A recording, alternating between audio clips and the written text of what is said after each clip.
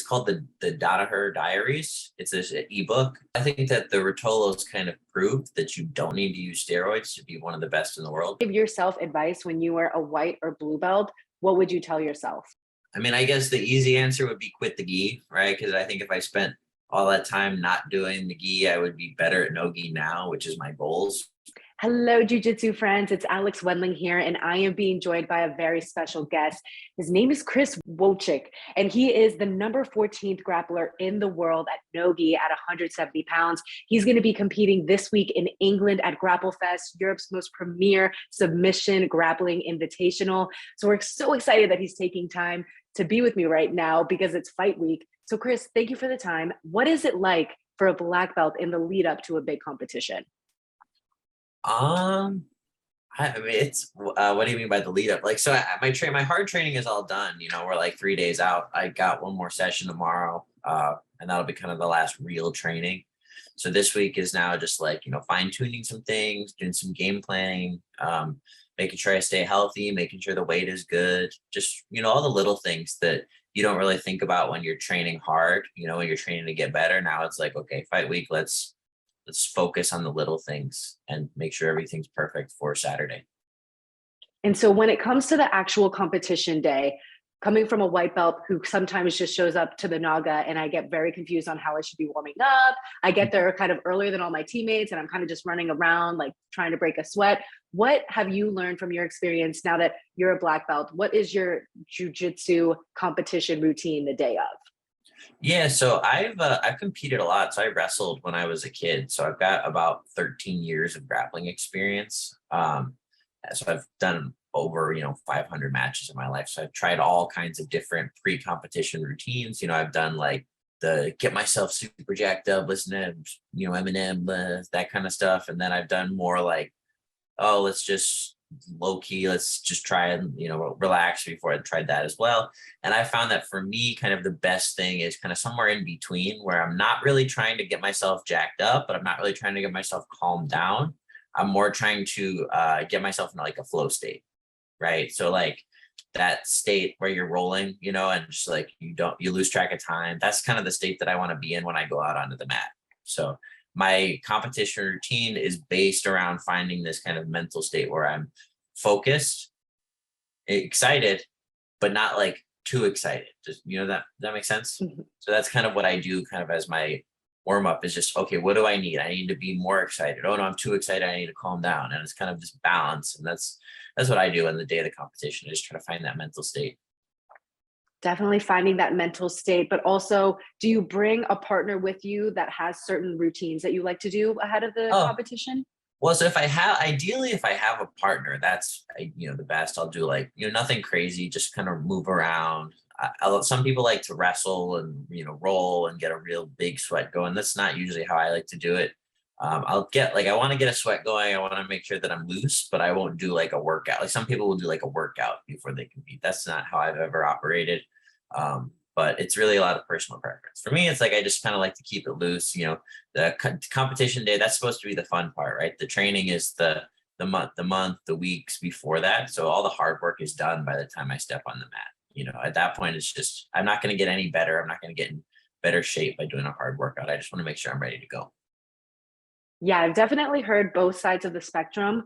I know Bas Rutten, he would literally do 3 hard rounds before he gets out there, but I guess MMA is a little bit different because you don't want to wake up to a fist in MMA. Then I also have heard the side of, just like getting that nice rolls before, maybe breaking a little bit of a sweat. I just know from my experience, I never want to get in the situation where I'm not really warmed up at all because I'm busy filming for my teammates or busy helping with other people. So definitely hearing from you that you like to work with a partner, someone who's focused with you and just kind of get that movement is super helpful for white belts and blue belts, I'm sure, to figure out that routine. And it's good too to have like I have my friend Jack coming with me, and Jack and I have been training together since I first started in 2015.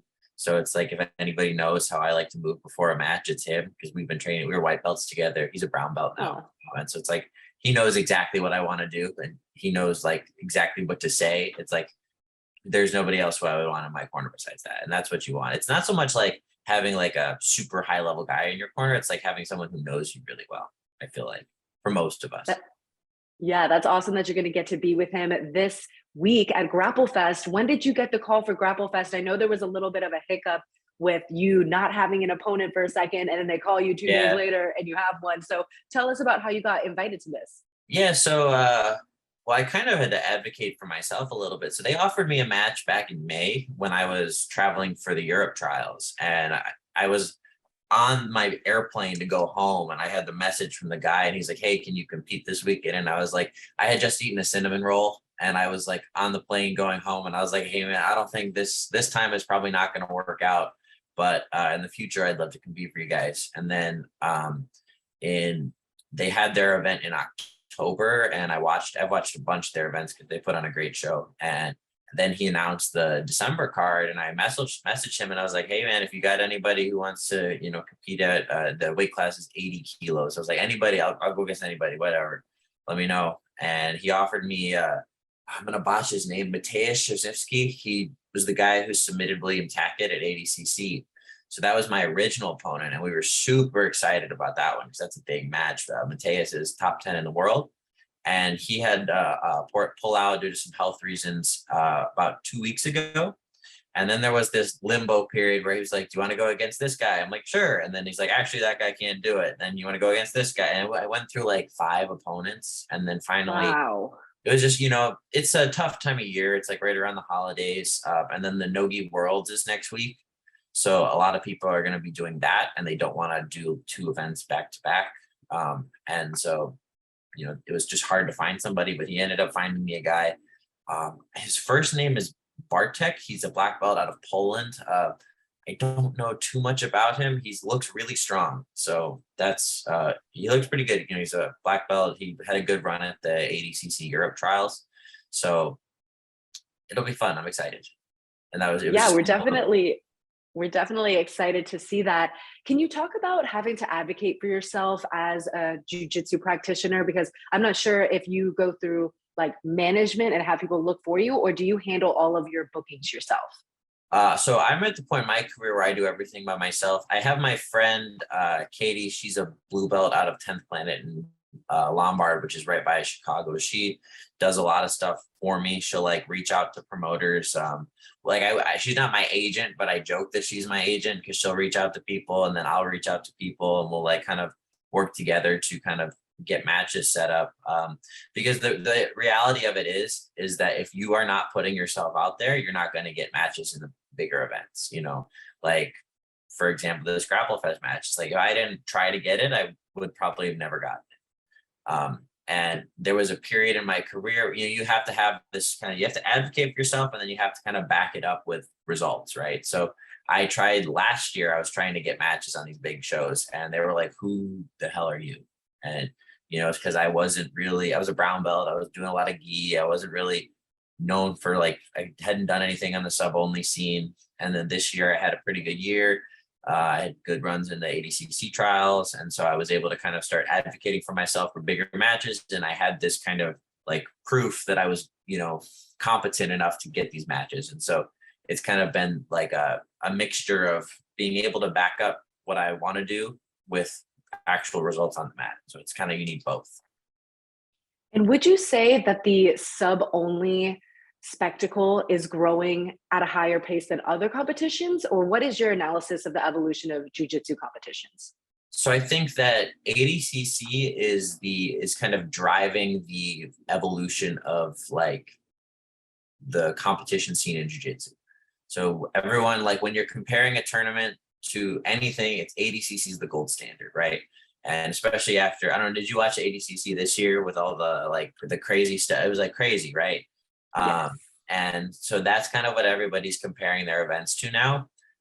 So I think that's forcing it to grow faster, right? Because in the other scenes, like the local scenes, the IBJJF, the gi stuff, it's not, or, who's number one is a good like second to ADCC, right?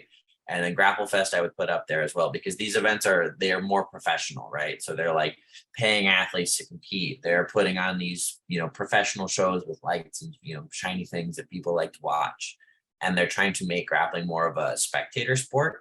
And because of that, it's drawing more money to it, and more money means that they can put on better events, and that's kind of making it go ahead, evolve faster and faster and faster. Whereas the other kind of competition scenes are not so much focused on the professionalism. And so I think that's why they're not growing as quickly. And for me, as you know, as an athlete, I'm 25, I'm kind of like getting towards like the prime of my career. I wouldn't say I'm there yet, but I'm on my way.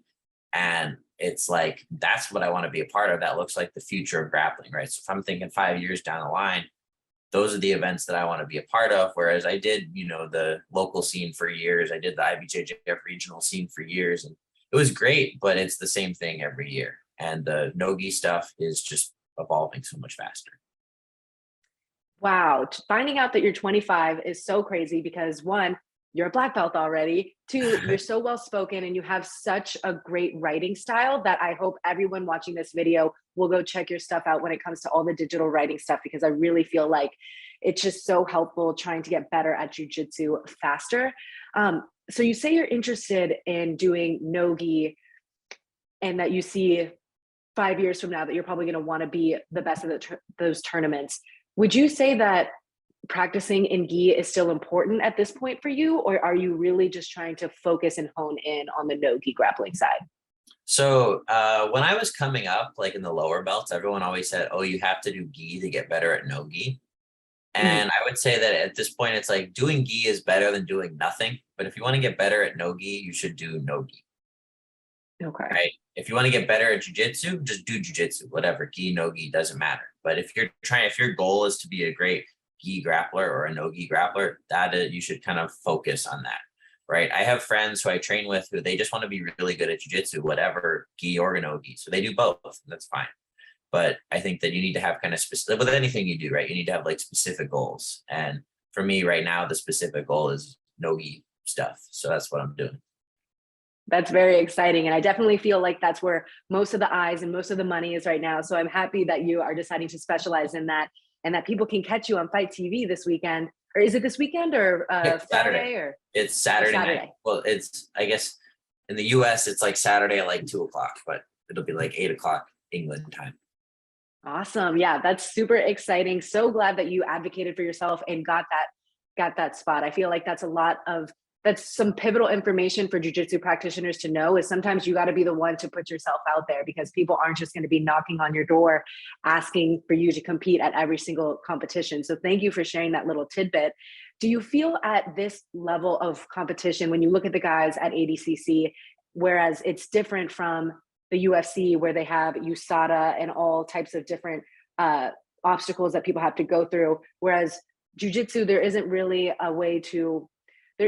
any monitoring of steroid use or anything like that. Do you think at this level, the only way to be the best is to use steroids? Or do you think there are, the natural route of people like the Ruotolo Brothers who could possibly become the best of the best? What is your view on that? Well, I think that the Ruotolos kind of proved that you don't need to use steroids to be one of the best in the world, because I think that they're, as far as I can tell, they seem natural, and they won ADCC, which is like the biggest tournament, right? So that, and they also won last year there was an event called the Who's Number One Championship, and they won that too. So they're winning everything, and they're doing it, without using steroids. At the bigger weight classes, I'm luckily not 100 or 230 pounds or whatever. At the bigger weight classes, I think it might be different, but at the same time, some of the guys in the upper weight classes are not using steroids either. It's like some people are, some people aren't. I think that a lot of people in grappling are using steroids, just, rumors that I've heard, but also I think that a lot of people aren't. And I think you'd be surprised with which guys are and which guys aren't. So I don't really think about it too much as a competitor, because there's no, I can't, would I like there to be drug testing? Sure. But I'm one guy, I can't make, if there's going to be no drug testing, then I can't think about that. I just got to go do my thing. 100%. And when you talk about your weight class, not being the heaviest, you're at 170, you're at the level where you cut to 170. Has that always been something that you've been doing throughout your entire jiu-jitsu career, or has that only been through the upper belts that you started cutting weight? Well, so I wrestled when I was a kid, so I cut weight for wrestling my whole life, and so Wow. I don't like cutting weight, but I'm good at it. Like I'll whatever weight class I gotta make. I know how much I can lose. I know what I have to do to get there, and I never really had a problem making weight. Um, I just felt like when I saw the ADCC weight classes, I was about 182 when I decided last year. I was like, oh, I'll try the East Coast trials, and I was like, okay, so 88 kilos is 194, and I was about 182, and I was like, okay, I'm tiny for 88 kilos, but I'm pretty big for 77 kilos. So, just I have to make sure I work with a nutrition coach and make sure everything is on point to get my weight down so I can make, the 77 kilos, which is basically 170. But yeah, I've always been cutting weight. So it's something that for me, it's just part of the game. Nice. Yeah. I will admit this to you and you'll judge me, but it was basically just because I wanted to know that I could make it to 130 pounds. So I'm like consistently, or when I was a little chubbier, I was like 142, but my natural weight is like 136, 138. And just because like I'm on camera a lot and I like to look skinny, I cut for my second competition, I cut to 130, and it was Jiu Jitsu World League, and they don't give you, you have to weigh in same day. And I'll just, give you the short answer of I learned the hard way of like not having the electrolytes with me, feeling completely Yeah. depleted when as soon Yeah. as someone had me in mount, I was stuck. So it's definitely probably not something that most white belts should do unless you're annoying and really just want to see if you can make 130. Yeah, well, you have to for me, it's like when I work with like when I was a kid when I was wrestling. Like I'm lucky when I started cutting weight for jiu-jitsu, I had done it wrong for 6 years. So I like learned the hard way. I was like, I don't want to do this. And especially like my grappling matches now are bigger than any wrestling matches I ever had. I was never like a great wrestler, but I was like okay. And so like after I weigh in, I'm like, okay, I would just eat so much and then I would be like nauseous for my matches because I was so hungry and I was like 17 and I was like, so calorie deprived or whatever. And then now I'm like, okay, I know that I'm calorie deprived, but I also know that if I eat too much, I'm going to be sick. So I focus on just hydration and a lot more like water manipulation. And I try to not do that. And I felt like this year I've never had a problem where my weight cut has really impacted my performance. And so I'm proud of that. But it takes That is practice. awesome. Hard. Go ahead. I said it's hard. It takes practice.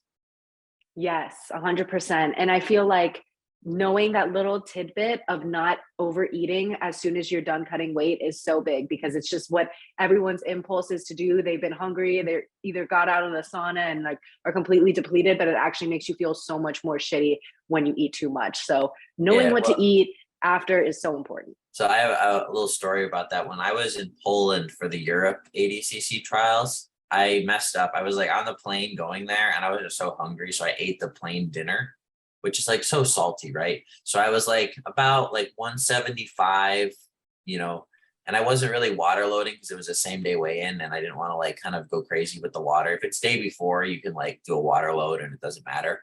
But for same day, I was like, okay, I'm gonna, I'll just do sauna and I'll get the 5 pounds off and it's fine.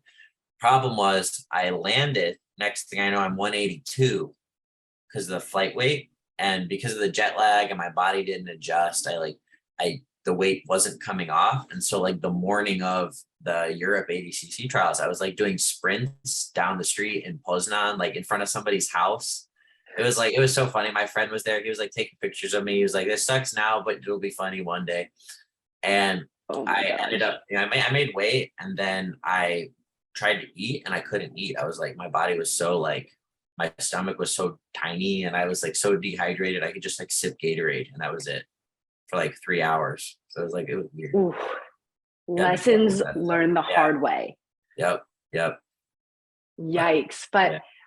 going back to your background in writing a little bit, did you go to college for writing, or is that just something that you've been practicing and got really good at over the years? I just practice. I just did like Oh, journaling and I was always good at writing in school. Like it was I'm not good at math, I'm not good at science. It was like the one subject I was okay at. And then I finished college and I studied journalism, but I studied like video journalism. So like newscaster stuff. And I was like, I don't want to ever do that. I just didn't like it. It wasn't for me. I'm not like a camera person, but I was like, I got to figure out a way to make some money. Because when I was a brown belt when I finished college, and it was like, I was teaching privates for like $50 an hour. And it was like, it's hard to make a living and do jujitsu. So I was like, I'll start writing. And, that kind of led me into this world of like writing on the internet, which is like, Twitter and Medium and Substack and all these different things. And it kind of spiraled, and I was like, oh shit, if I get really good at this, you can make like a lot of money. And so, and also too, it's fun for me. It's like a game. Because I'm competitive. So it's like, okay, if I write this, people like it. Why do they like it? And so there's like, you can study, like, it's not just like writing, it's like psychology a little bit. And so I just got really into it over the years, and it's fun for me, and people seem to like it. And if I make a living doing it and it helps people, that feels like a win-win to me. So. Yes. And you've definitely mastered kind of, like you said, the psychology of catching someone's attention on Twitter with like a good title thread, and then giving all the information throughout the thread. I really, really enjoyed your thread of some things that you can learn from Coach John Danaher. And I thought that was something that you could probably share a little bit more on here, because obviously everyone knows about Danaher. Everyone wants to get his instructionals, but what was the book that you got, and what are some of the key points that you learned from that book? Yeah, so what I did was I got it's called the Danaher Diaries. It's this ebook. So it's an ebook, and someone took all his Instagram posts and they just put them in an ebook. And it's like a really interesting idea, like, because it's like some guys making money off of Danaher's Instagram post, which there's probably some copyright stuff. I'm sure Danaher doesn't care too much, but whatever. So I read the book, and I was like, wow, this is like full of information, and most people don't want to read the whole thing. So what did I do? I was like, okay, let's take the 10 things that I thought were helpful, and I'm just going to put them, into like a tweet, which is not that long, but it's like trying to simplify. Like when you write online, basically what you're trying to do is simplify complex material so that people can understand it fast. Right. So that was just what I tried to do with that thread. And what would you say, maybe for time's sake, the 3 biggest takeaways you learned from the book were? Okay. So when I wrote the thread, I didn't include the technical advice, but there's a lot of great technical advice. I just feel like it's really hard to explain an armbar on Twitter, so I didn't do that, but I was like focusing on the learning. And the philosophy for sure. Yeah. The learning and the philosophy is like, I feel like easier to grasp versus like, if I was like, this is how Danaher says you should do a heel, like it's going to take way too long to explain in a tweet. So the 3 biggest things I would say, I liked there's one point about how you have to have your teammates in order to do anything. I think that a lot of times people in jiu-jitsu, they forget that you need another person to practice, right? So I thought that would like make sure you're a good teammate. Your goals will exceed your training room, but you need the training room to reach your goals. Trying to think. I also liked, he talked about how studying philosophy will make you a better grappler, because it will force you to think about, complicated problems, right? So it'll make you a better thinker, and being a better thinker will make you a better grappler. So like a lot of times people will, when they train, they'll just try to look for like quick fixes, but they'll understand like short term, but you want to be able to connect concepts over time. And so that's something that I've been trying to focus on in my training for the last like year or so. And love that. It was very validating to hear, Coach Danaher say it in his thing, because that was like, okay, someone who's like way more accomplished than I am thinks this, well, then maybe there's something to this idea.